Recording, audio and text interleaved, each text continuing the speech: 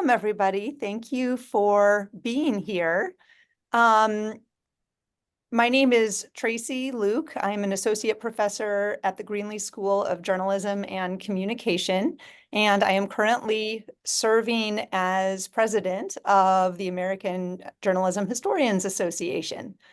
And one of the things that we've really been spending some time on recently is really trying to reach out to students, both undergraduate and graduate students, but in particular, those who are interested in research and who may be at the point of trying to take a paper that they have written for a class or a thesis that they're currently working on at the master's or doctoral level and turning that into a submission for a research conference.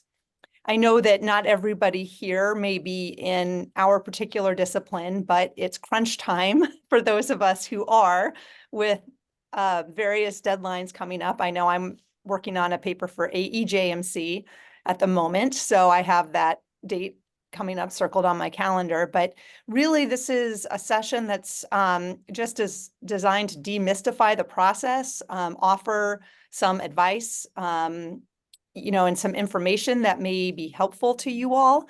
I am joined by Dr. Jennifer Moore, who is at the University of Minnesota Duluth and is the current research chair of AJHA, which means that she's in charge of this year's paper competition. I am also joined by Lexie Little in the Grady School at the University of Georgia, who has won awards with her conference papers. And the same can be said for Dodie Cantrell, who is also at the University of Georgia and a paper award winner. So we want to keep this very conversational, very informal. I will introduce each of the panelists, but I will also be watching the chat. So if any questions come up for you, feel free to put them into the chat and I'll sort of serve as moderator and try to make sure that those get answered. You can also feel free to, to raise your hand if you want to ask a question that way. But really, this is designed to be helpful. We want it to be helpful and interactive, so don't be shy about jumping in with those questions. The other thing that I'm going to mention is once we get underway, I will put a link in the chat that asks for information from you as participants. You don't have to give your name or email if you're not comfortable doing that, but it's just to give us an idea of who's attending this evening. So look for that. And one final plug before I turn things over to Dr. Moore, and that is if you are interested in getting involved with AJHA, I will mention that we are currently looking for a new editor of the newsletter, which can be a fantastic way to get involved. It gives you an opportunity to interview faculty members and scholars and, just to start to increase your visibility, both with AJHA and then with the discipline more generally. So with all of that said, I am going to turn things over to Dr. Jennifer Moore, who I mentioned is at the University of Minnesota Duluth and the current research chair. She's a prolific scholar with many publications and lots of conference experience. Her research interests include journalism history, visual communication, digital news preservation, and participatory news practices.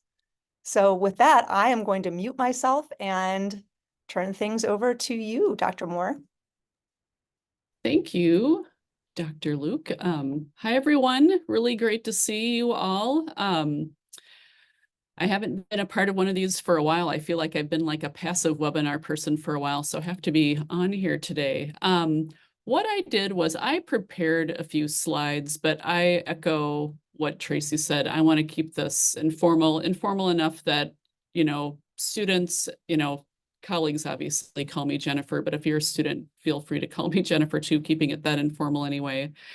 And I guess what I'll do just to keep myself on track here, because I want to make sure there's time for plenty of questions, and so Dodie and Lexie have a chance to contribute also. But I'll just share a few slides that I put together, and they're very much just a basic 101 about thinking about conferences and tips for successful submissions.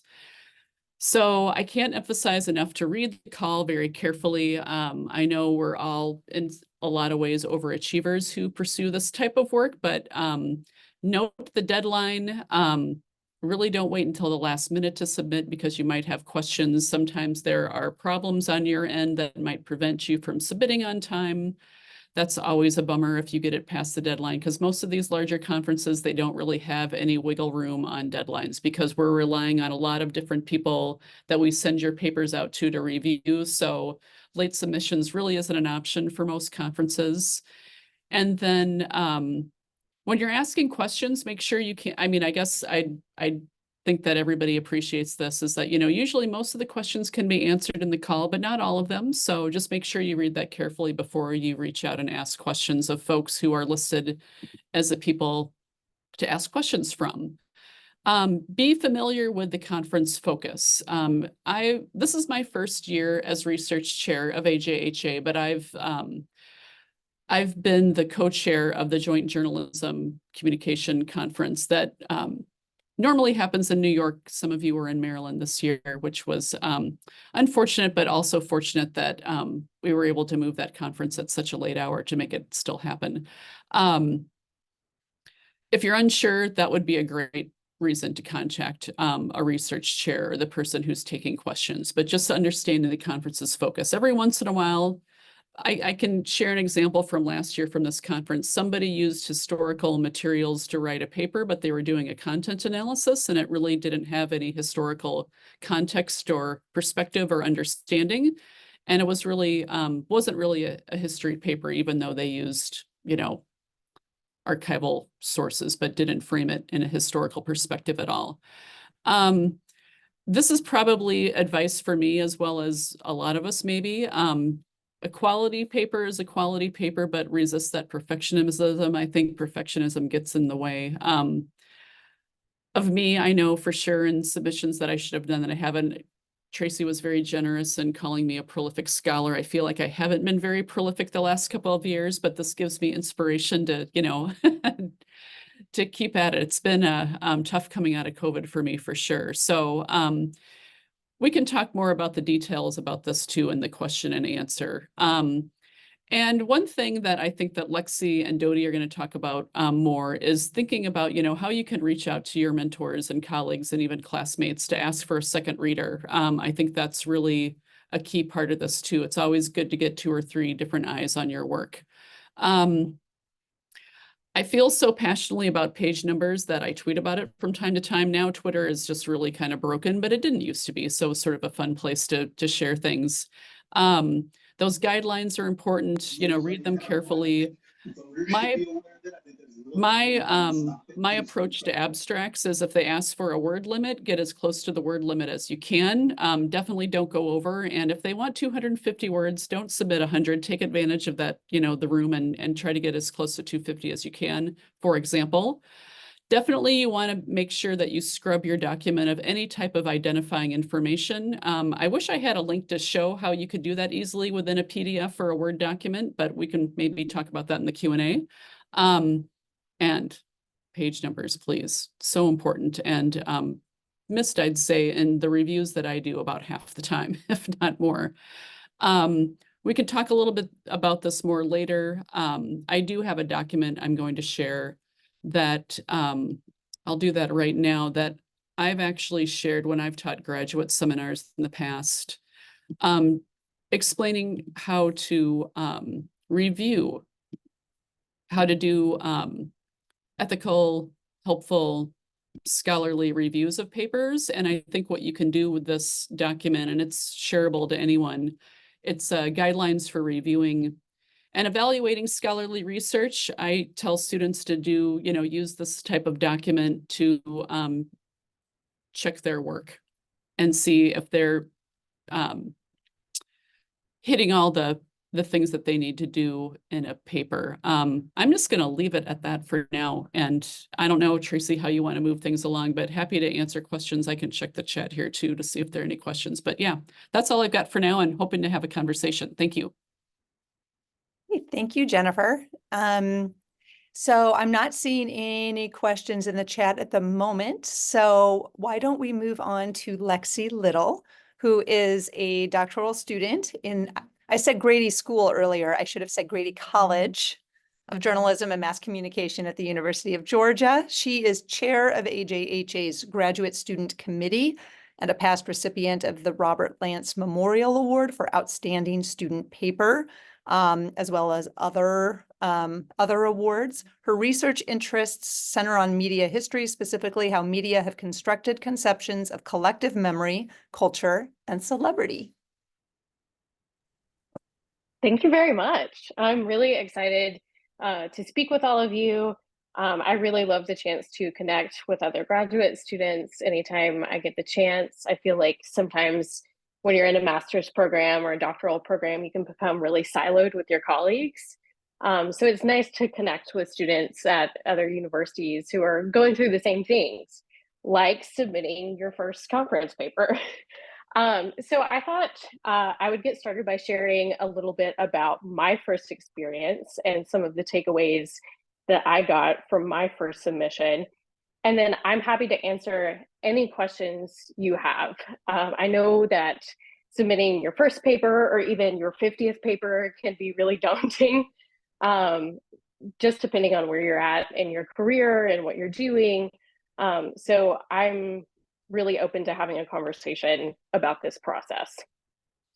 So I had a little bit different path than some students, which I think we all approach academia from different areas in different ways. I realized when I was an undergraduate student that I was really interested in doing academic research, but I also knew that I needed to get some professional experience first. So I took some time out, worked as a magazine feature writer and sports columnist, and then came to the University of Georgia to do my master's research.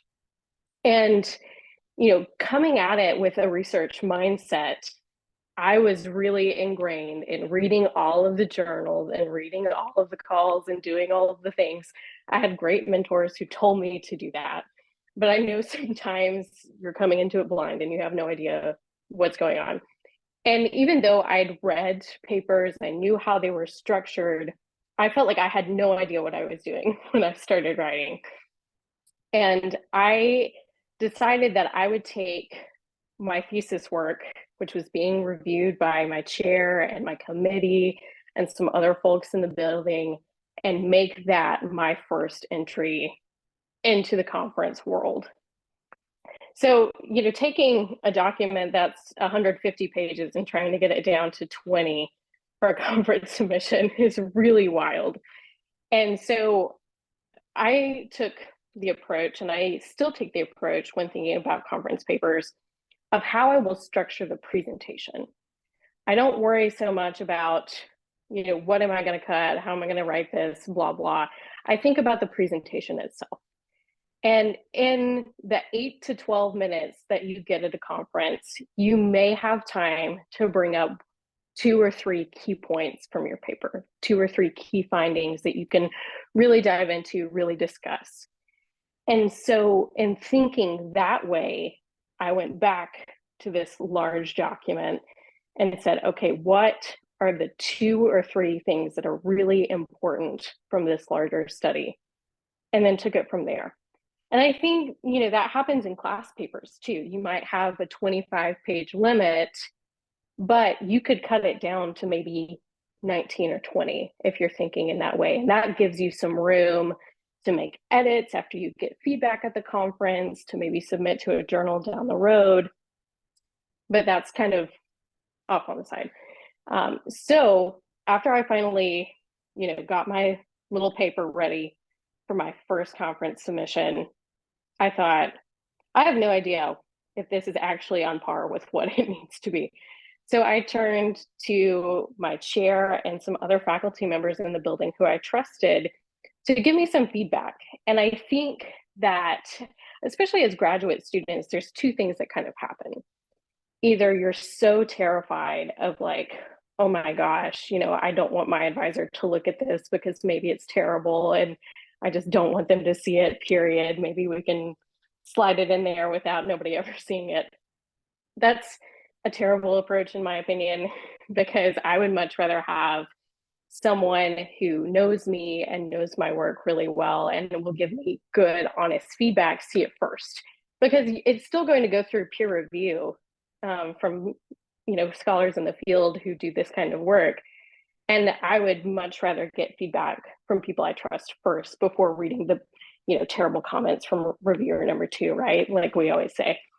And I thought that it was important too, when I was getting ready to submit, to have faculty and friends review that paper who do completely different kinds of work from my own. Because you get a lot of great feedback if somebody's reading your paper going into it blind. Maybe you didn't define a term as much as you should have. Maybe there's something in your methodology that's unclear to somebody else who does a different kind of work. And a lot of conferences, you're going to be submitting in a really specialized area, and the reviewers will be folks who can judge your work, but that might not always be the case. If you're submitting to a big journal, if you're submitting to a big open call at a conference, you never know who's going to be looking at them. So I think it's really helpful to have all kinds of people in your corner looking at these papers before you submit, if they're willing. And most of the time they will be. On the opposite end of like that fear of somebody looking at it, I think, especially by the time you're a PhD student, you may say, I've done this before, I kind of know what I'm doing, or I got into this program, I think I know what I'm doing, I'm just gonna submit it. And I also think that's a terrible approach, because I still make huge mistakes. Even though I've submitted papers and been fortunate enough to get some top papers, I still do things in my writing that aren't great, and I still don't clarify points, and then things aren't as tight as they could be, as organized as they could be, and so pretending like I've got it all down right now is ludicrous, especially because you don't have to have it all down right now. We're very early in our careers, so mistakes happen and they're to be expected. And I think keeping that mindset going into a conference too, you're not submitting to a top tier journal. You're not submitting to Journalism and Mass Communication Quarterly and trying to get this top line on your CV. You're submitting to a very welcoming and open community where you can discuss your work, refine your work, and then maybe submit it off to a journal too. So it doesn't have to be in perfect shape. You do want to follow the guidelines. You do want to make sure that everything is as clear as possible, but it doesn't have to be perfect when you submit. And so I think by taking that pressure off of me when I was submitting my first papers and understanding that this was just my first shot. It was the first of many attempts that I would have. And understanding that it was fine if it wasn't accepted, because there would be other opportunities. I was really able to just enjoy my work. And I think that's the biggest takeaway that I can share, is just, lean into your passion, lean in to the work that you enjoy. Sometimes when you're writing for a course, it may not be the work that you enjoy just because of the parameters of that course. But if you're going to submit a paper, you're going to be sitting with it for a long time. So, make sure that you enjoy it and put in your best effort, because it's fun. I think original research can be really fun. Not everybody agrees with me, but I think when you just take the pressure off, understand that there are people around to help you, and think about really key points to share your passion and your work, you're going to have a successful submission. So I hope all of that made sense. And I'm happy to answer whatever questions you have. I have a question. Yeah. I feel like something I kind of run into when I'm writing papers is like being super repetitive. How do you like make your point in a different manner? Like you're still trying to make the same point, but you don't want to use like the same, like do you like have like an outline that you always follow, or like what does that kind of look like for you? That's a great question. I know that we can definitely feel like we're being really redundant in our research. And in some ways, it's supposed to be a little redundant, right? You construct your literature review, building your argument for your paper and why your paper is important and why the question that you're going to ask is important. And you're still going to bring up some of those key points in your discussion. And so you may feel like you're being really redundant and writing the same thing over and over again, but you're probably just reinforcing the points that you want to make. And so I try not to feel like I'm being so redundant. I want to make sure that my argument is clear. And if there are, 15 lines that sound like the exact same thing, of course, I'm just going to, maybe condense them into one line. And that's one thing that I'll say about the literature review too. I think a lot of times, especially in our first attempts, it's really easy to say, so-and-so did a study about blah, blah, blah, and said blah, blah, blah. And so-and-so did a study about blah, blah, blah, and said this, blah, blah, blah. You want to find a way to synthesize those sources. And that will help you clean up your narrative a lot too, in finding ways that these sources converse with each other. And then you don't have, these big like, well, so-and-so did this and so-and-so did this and whatever. You want to clarify them around your key points. And so I think outlining key points will really help in keeping you on track and making sure that you're not, being redundant, but also trying to synthesize as much as you can. At least in the literature review, I find is really helpful. Okay, I think that's great. So I'm seeing some questions coming in, but I want to stick with the nature of this type of writing just for a minute, because I want to shift to Dodie, who spent 30 plus years in television, right? And is now a senior lecturer at the Grady College at the University of Georgia, and also a PhD student and an award-winning paper writer. But I wonder, Dodie, if you can talk a little bit about that transition from writing for the media in the industry, especially in television. Especially in television. Could we be more shallow? Now let's go to the other end. Exactly. Yeah. It's interesting. I think another thing to consider here, and so this is in the spirit of full disclosure, I come from television. I retired at 57. I've been here 10 years. It's not like I'm in a PhD program because I'm going to like go someplace, blow the doors off and get tenure. I just want to live through completing it because I will be 69 in July. So, my goal is very different from you all's goal. My main reason for getting into the PhD program was because, frankly, if you work in television, you work in media, and if you've worked in a long time, your 24-hour day, we've learned how to pack a lot into it. So if you come into a different type of job, and your got a little adrenaline addiction, you look for things to fill the space. Also, it just seemed criminal to be at a university like the University of Georgia's journalism school. And I look around at my colleagues and I go, I'm not learning as much as I would like to learn from this person standing in the hallway and go and drink coffee with me. So I'm just going to have to take classes if I want to hear from these people. So my quest is a little bit different. And I have to be honest, it gives me a little bit of relief. The tenure police aren't coming for me.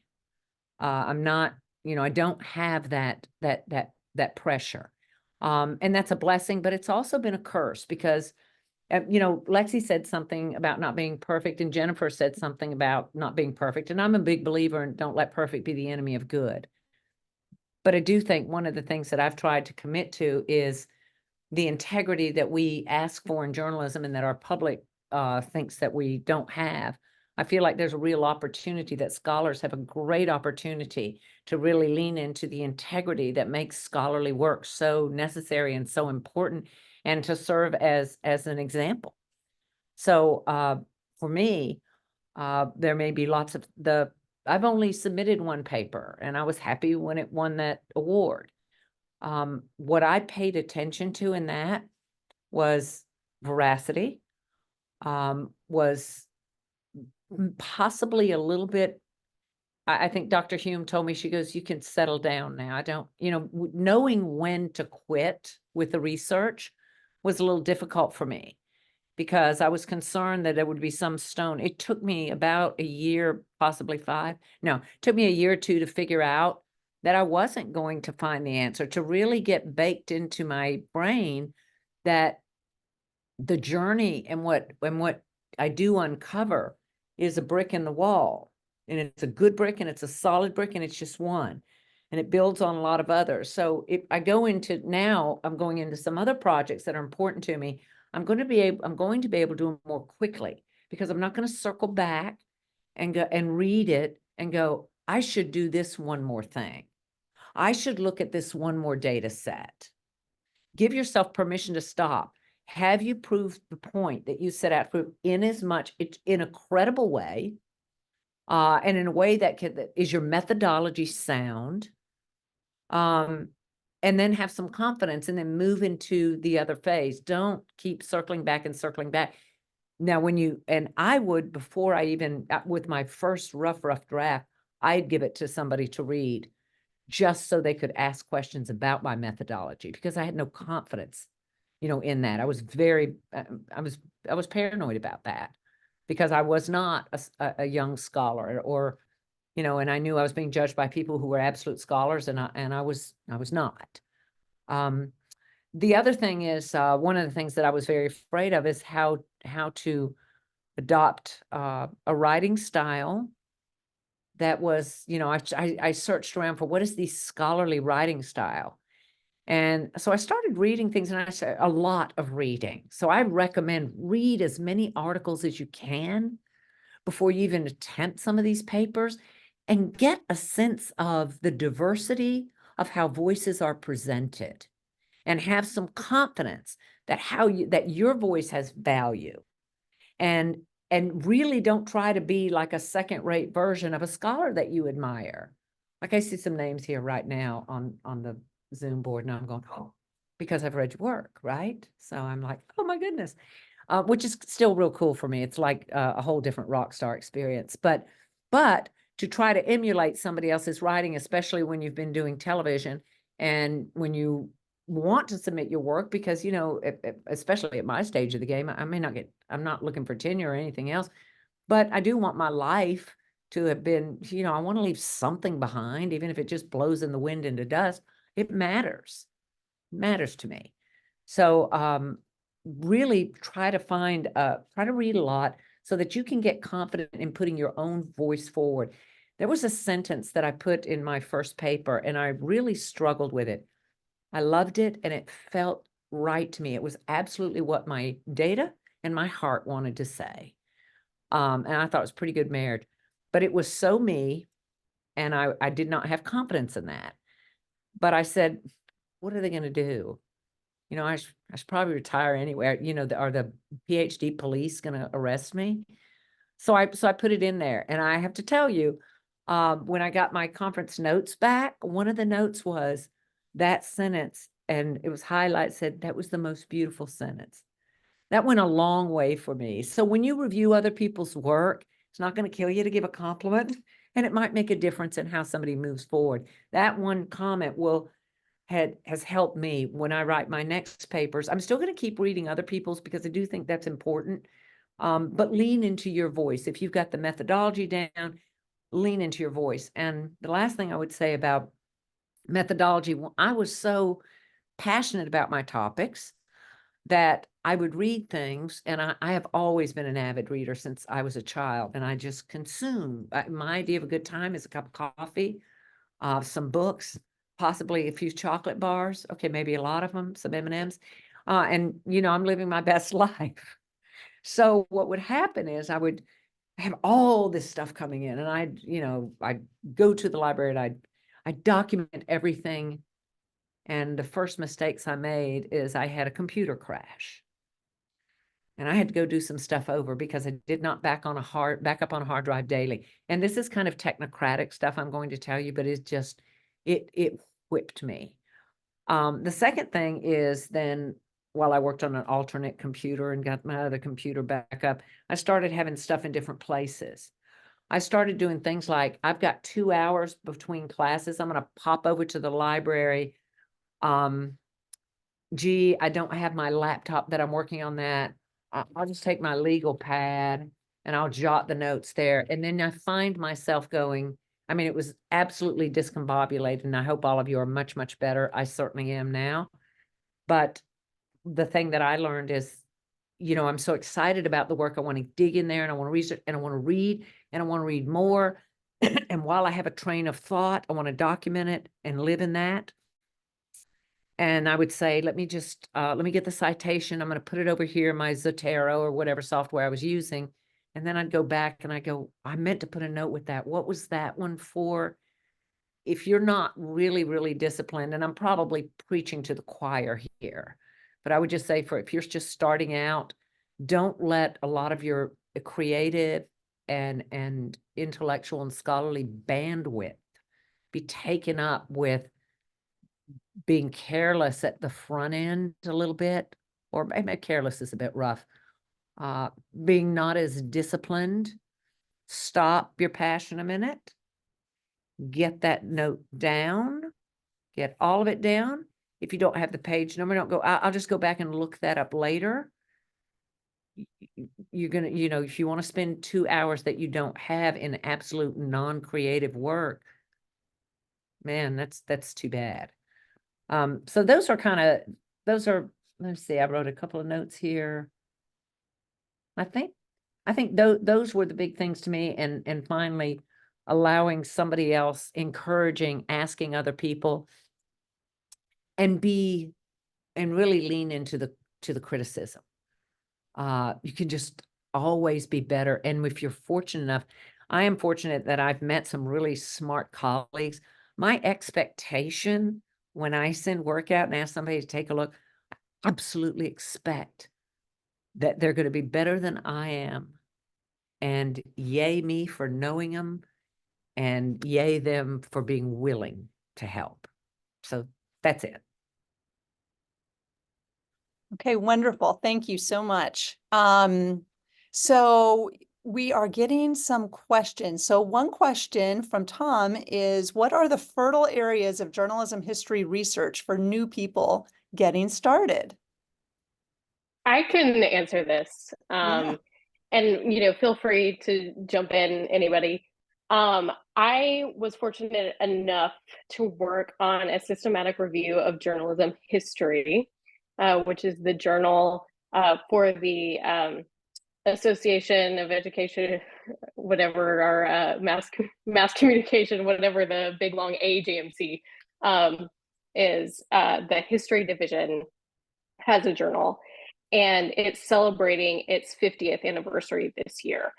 So in 2021, 2022, we were tasked with looking at every article in the journal to see what's been done broadly. We looked at gender of authorship. We looked at different diverse components within the studies, whether it was gender, race, ability, anything and everything that you could really think of, except for religion, which we should have thought of, but we didn't. And someone pointed that out later in a different conversation. But that study was published 2 years ago now, I think, and we did a follow-up essay in the most recent issue. And I'm happy to post the links to those so you have a broader sense of what's going on. But really, the big areas that we discovered were just completely lacking, that stood out, in a really big way, were studies surrounding ability.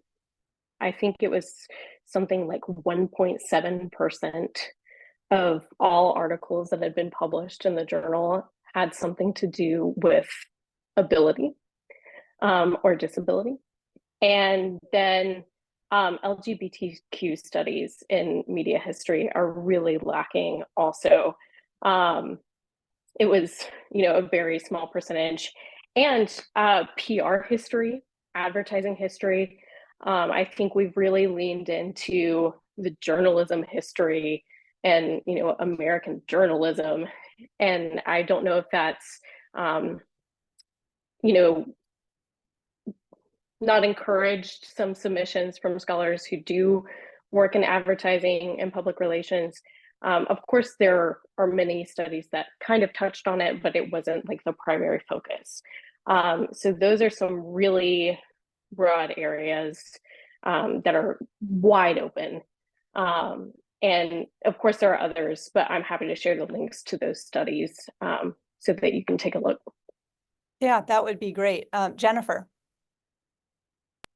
Yeah, I think to complement what Lexie said, because that study that you all did was really important just to point out, where the absences were. And that's something that I think I just encourage you, Tom, and anyone here, like, what are you interested in? What are you passionate about?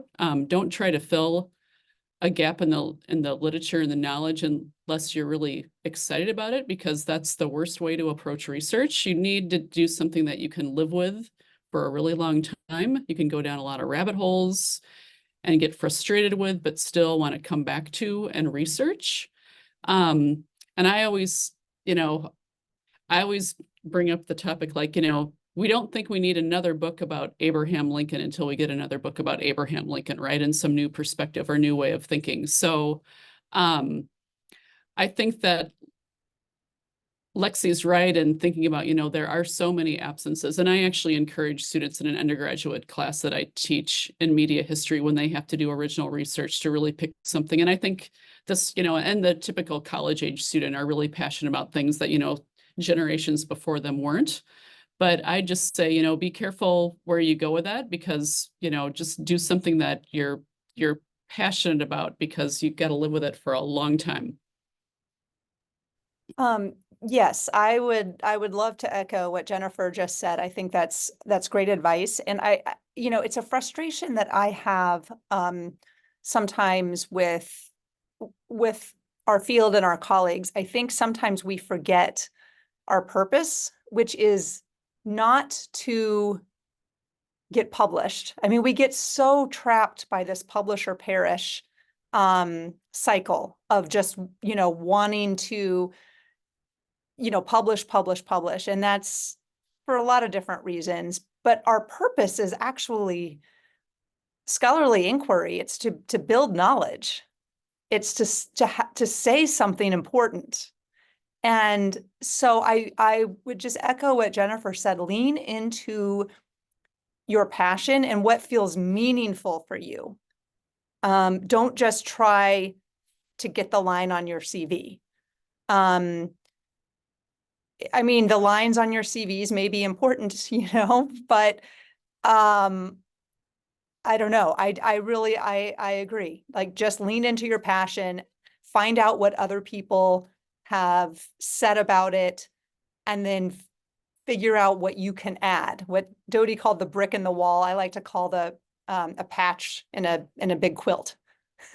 Figure out what your little piece of that can be.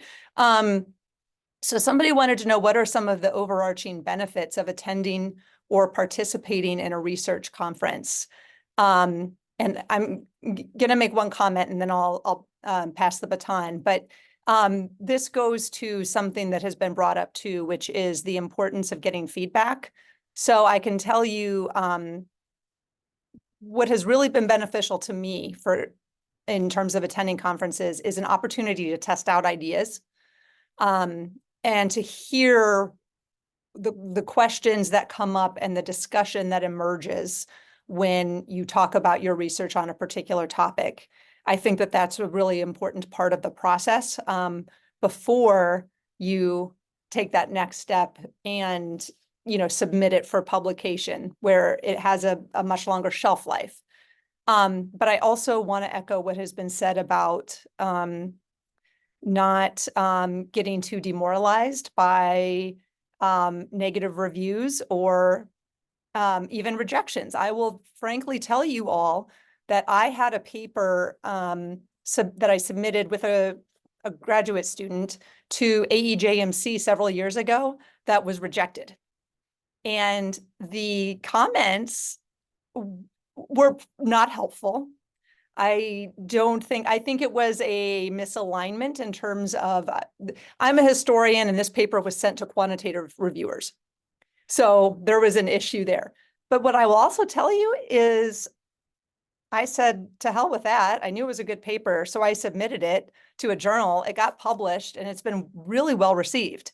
So if you do get that rejection, don't let it get you down. And, you know, we do have a question here about how do we handle reviewer comments and rejections. And so with that, I'll kind of turn things back over to the rest of you. On my first paper that I ever accepted, it ended up winning a top student paper award, but one of the reviews was terrible. And you could tell that the reviewer had no idea where I was coming from as far as theory, as far as the methodological approach. And I remember reading it like, what is up with this guy? You know, I knew that I had already, you know, proven that I had done some, you know, pretty solid work. And, you know, so in conference settings, you don't really get a chance to respond to your reviewer comments. You know, sometimes conferences might allow that, but largely you just get it. You may think about it for a second. And if it's a good criticism, I take it. You know, if it's something that I obviously missed, you know, great. But if it's just a totally demoralizing comment, if it's not helpful, if it's clear that the reviewer didn't understand what you were doing, then I just kind of let that roll off my back. But in the publication process, if you get a revise and resubmit, you do get to respond to your reviewer comments as you go. And I was a little, you know, timid at first to do this, but I have done it. If there's, you know, a misunderstanding or something, you respond in your letter. And I know that I've said, you know, hey, I think this point is really important because X, Y, Z. And you can respond to your reviewers and say, you know, thank you for your comment and, you know, take it graciously, but explain why you were doing something in the way that you did it. And most of the time they'll be fairly receptive to that. Not in all cases, but, you know, sometimes you do have a little leeway to put your foot down and stand behind your work. And yeah, that's what I'll say about that. Jennifer? Yeah, I think there's definitely to make a distinction with folks in the room who maybe have never submitted to a conference or a journal before. The review process is different. So for a paper submission to a conference, which is where I hope you all would start before submitting to a journal, is that part of my job as the research chair is that I will look at all of the reviews of your work that's sent out. And I've had discussions with people who have held this position in the past that if there's something that seems, you know, there will be unhelpful comments, as Lexie said, but there will also be comments that are just downright. I don't find this very much with our group, though, to be honest with you. But, you know, it just might be really mean-spirited. There will certainly be opportunities when people, for clarification. And I think, you know, honestly, if somebody doesn't get your paper, there might be a little piece of you that is just like, oh, well, they just didn't understand it. And I'm not trying to say Lexie wasn't completely valid in that criticism of her critiquer, but there might just be something, a little, even a tiny nugget from that where you think, where could I have been a little bit more clear? Because the reality is, especially if you're doing some of this really important recovery work, you know, some of these absences from the journalism canon, there aren't going to be a lot of people who are going to know the area. So it's really your job to provide that so what and who cares answer to folks who are maybe reading your research that doesn't have a lot of solid literature behind it. You You know, and as Lexie said, you know, when you're submitting to journals, that's a different process where there's more of a conversation with the editor and you can have exchanges with the reviewers. For those of you who are new to this, there's always a joke about reviewer 2 that maybe I'll let somebody else explain. But as far as conferences go, I think it can be an opportunity to think about how you can, gosh, you know, just don't get, as Tracy said, don't feel dejected. I love that story because, you know, it's like you knew it was good work, had reviewers that were really misaligned. One thing I'm going to try to do that I think that our conference does really well is actually align folks with people who are, you know, in your area or, you know, orbit your area. We don't have a lot of quantitative scholars in this group, but for those who do that kind of research, I would certainly want to match them with one another. Yeah, I think that's really good. Something else, and I'm seeing a couple of questions related to this. In terms of the folks who are going to be reviewing our work, there is some tension, right, between trying to do something new and to nudge the research in a new direction while at the same time gaining the approval of the folks who have been doing the work, who are going to be in the position of accepting our work for publication or presentation. So there's a question in the chat about, you know, when you're putting together a literature review and you have your own ideas, you know, how do citations kind of fit in with new ideas? Or what if you're working in an area that nobody has done any work in before? Where do the citations come from, and you know, the support for the arguments you're making in that type of work? Does anyone have any thoughts about that? I can talk a little bit about it. I think that a lot of the work that I have started more recently really leans into an area that's been sort of understudied in media history, as far as our perspective of media history in the press and, you know, advertising, public relations, and that's in the Hollywood press. I think, you know, for a long time we've looked at it as like this soft little thing. Oh, it's entertainment news. It doesn't really matter. What could it possibly tell us?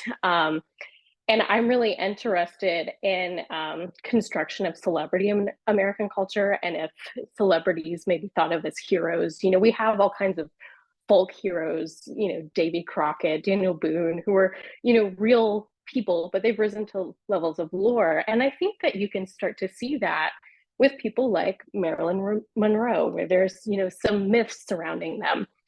And so in a lot of ways, from a media history perspective, as far as a journalism perspective, there's not a ton of work to cite. So I go to film studies, I go to cultural studies, look at other areas where this might have been studied and start to fill in those gaps. And then, especially in my literature review, I'll say this particular thing has been understudied as far as our field, and then elaborate what the gap is, how it might fill. And then, you know, that's normally what leads into my question, right? And so going to other fields, we're very interdisciplinary by nature. So don't feel, you know, constricted when you're building your literature review. Like, I just have to look at these primary journals and have to stick with, you know, these theories that we commonly use. There are other theories, other perspectives that are really applicable. And you can get really good studies out of those by saying, you know, like, hey, these are valid approaches that have been taken, just not in our field. And you can provide a lot of justification for that. So just to build on what Lexie said, I've been doing that. And in fact, I've decided this summer, I have a friend of mine who happens to be a renowned presidential scholar, has built a program for me so that I can study political science and leadership over time in the School of Political Science and theory in that arena. And I think that's going to be very important to the work that I want to do moving forward. And then I'm working with someone else about developing a program of study for me in the psychology department to look at a theory of you know, how people think, what influences them to think what they think, and human responses to not physical but societal stimuli to understand better media influence. For some other papers that I'm interested in writing. So I'm kind of excited about doing that.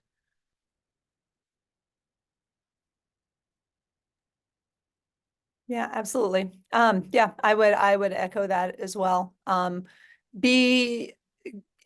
think writing a good literature review is a creative process.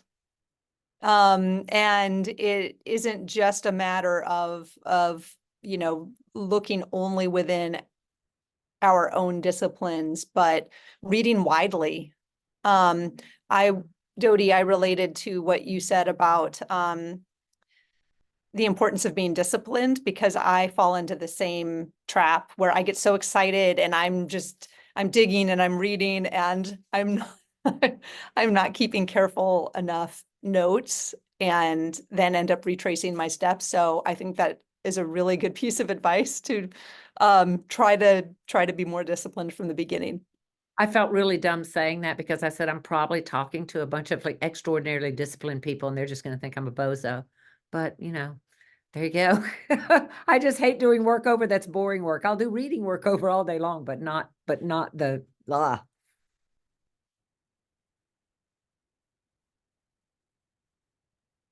Okay, any other questions?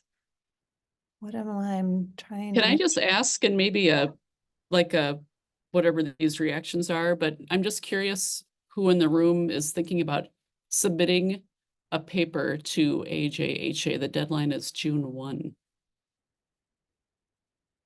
There's any students here, or a research in progress, or a panel? Dodie, you're going to submit. It's good to have mentors that are, you know, 50 years younger than you, because they'll go, you're going to submit. And little do they know, okay, you'll have to help. So thanks. Well, I will say, and I just mentioned this to a student recently, something that is really nice about our conference is that you can submit research in progress and you can submit panels. Panel proposals can also be an excellent way to participate in the conference. So it doesn't have to be a full-on research paper if, you know, it's approaching June 1st and it looks like it's not in the cards. There are lots of ways to get involved. There's a question here for Dodie.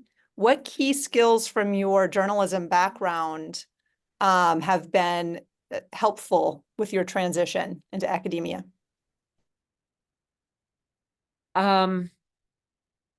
Couple of things. One is